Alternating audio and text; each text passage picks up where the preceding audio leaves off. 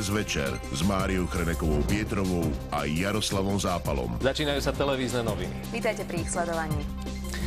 Traja bratia Paškovci, synovci bývalého predsedu parlamentu, sú už obvinení z výtržníctva a ublíženia na zdraví. V nedeľu nad ránom sa pobili v centre Košíc a minimálne 3 ľuďom spôsobili rôzne zranenia. Do redakcie nám prišiel videozáznam z tohto incidentu. Pozrite si exkluzívne zábery, ktoré možno ani nepotrebujú komentár.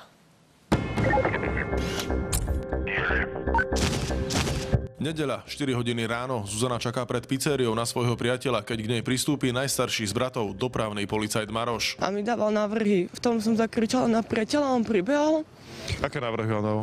Či by sa mi to páčilo tak a tak. Čo si Zuzana a Maroš povedali, nevieme, no zjavne sa to nepáčilo jej priateľovi Jánovi. Ten policajta v civile strčí tak, že muž spadne na zem. Dnes sme s Jánom telefonovali, no stretnúť sa už nechcel. S odstupom tých pár dní, myslíte si, že aj vaša reakcia bola adekvátna? Moja reakcia či bola adekvátna.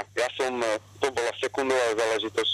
Človek nevie nikdy, čo sa deje a v rámci toho ja som ju bránil a ak oni tvrdia, že bránili svojho brata, myslím, že to nebolo adekvátne ani primeraná ich obrana. Potom ako Ján zvalil Maroša na zem, strhla sa poriadna mela. Martin Paška má však na vec iný pohľad. Ešte včera nám zaslal písomné stanovisko, dnes už mal vypnutý telefón. Po oslave, keď sme čakali na taxík, bol brat bezdôvodne od chrbta napadnutý mladým chlapcom. Bránili sme brata, za tým si stojím, to je úplne prirodzená vec. Do šarvátky sa zapojila aj Zuzanina teta a strýko. Tí sa snažia chrániť Jána vlastným telom. No ale im bolo jedno a jej dali peste do hlavy, no ona sa zľakla, sa stiahla. Potom ja som sa snažila, no on mi dal rovno pest do tváre s tým, že som hlavu už buchla o lampu a už si veľmi nepamätám. Všimnite si, ako policajt Maroš ešte kopne do ležiacej ženy, potom svoju pozornosť obráti späť na Jána. V tom prichádza na miesto policajná hliadka. Policajti urobia poriadok, spacifikujú bitkárov. Jeden z nich však ostáva ležať na zemi až do príchodu záchranárov. Celý incident ma mrzí, každé zranenie, aj to, ako sa to prezentuje. Chceme, aby to polícia vyšetrila, my nemáme čo skrývať. A polícia vyšetruje, keďže jeden z bratov Paškovcov je dopravný policajt. Prípadom sa okrem košických vyšetrovateľov zaoberá aj inšpekcia ministerstva vnútra.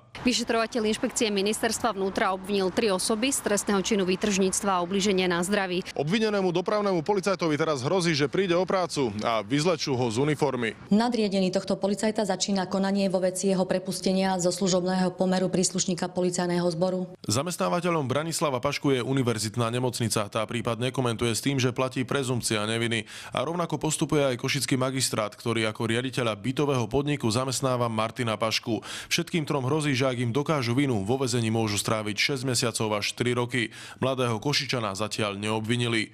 Z Košíc Dušan Tokarčík, televízia Markíza.